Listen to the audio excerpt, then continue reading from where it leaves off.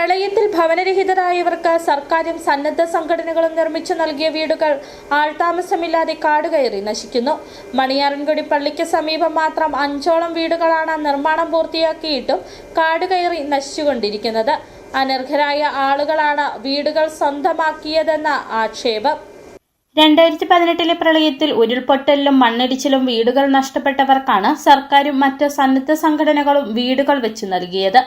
ഉപേക്ഷിക്കപ്പെട്ട വീടുകൾ പ്രളയത്തിൽ നഷ്ടപ്പെട്ടതിന്റെ രേഖ കാണിച്ച് വീടുള്ളവർ തന്നെ വീണ്ടും വീട് സ്വന്തമാക്കിയതായാണ് ഇപ്പോൾ ലഭിക്കുന്ന വിവരങ്ങൾ. ഇടുക്കി മണിയാറൻകുടിയിൽ ഇത്തരത്തിൽ 5 വീടുകളാണ് ഉപയോഗശൂന്യമായി കിടക്കുന്നത്. വൈദ്യുതി കണക്ഷൻ ഉൾപ്പെടെയുണ്ട്. പ്രധാന ഹൈവേയോട് ചേർന്ന് തന്നെയാണ് വീടുകൾ നിർമ്മിക്കപ്പെട്ടിട്ടുള്ളത്. ജലസൗകര്യവുമുണ്ട്. എന്നാൽ ഇവിടെ താമസിക്കാൻ മാത്രം ആളുകളില്ല. ഈ വീടുകൾ സ്വന്തമാക്കിയവർ ജില്ലയ്ക്ക് പുറത്ത് വീടുകളുള്ളവരാണെന്നും പ്രദേശത്ത് അന്വേഷിച്ചപ്പോൾ അറിയാൻ സാധിച്ചു.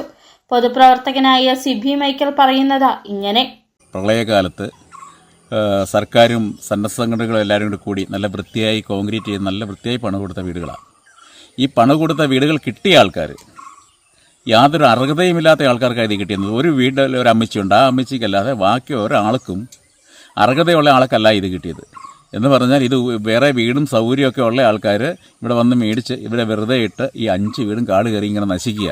ഇപ്പോൾ കൊടുത്ത സന്നദ്ധ സംഘടനകളും സർക്കാരും ഒക്കെ ഇത്രയും പൈസ ചെലവഴിച്ച് കൊടുത്ത് യാതൊരു ആവശ്യമില്ലല്ലോ, ഇല്ലാത്ത ആൾക്കാർക്കാണല്ലോ എന്നിത് കൊടുത്തതെന്ന് ഓർക്കുമ്പോൾ എന്തൊരു സങ്കടമായിരുന്നു. എന്തോരം ആൾക്കാർ പ്ലാസ്റ്റിക്കും കെട്ടി ഒരു വീടിന് വേണ്ടി എന്തോരം കാത്തിരിക്കുക. അങ്ങനെയുള്ള ആൾക്കാരെ തപ്പിപ്പിടിച്ച് ഇത് കൊടുക്കണം, അതല്ല അതിൻ്റെ ശരി.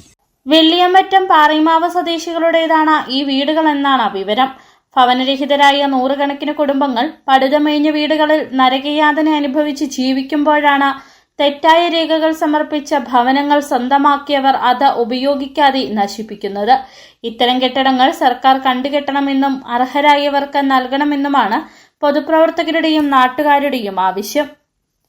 City vision, Idukki.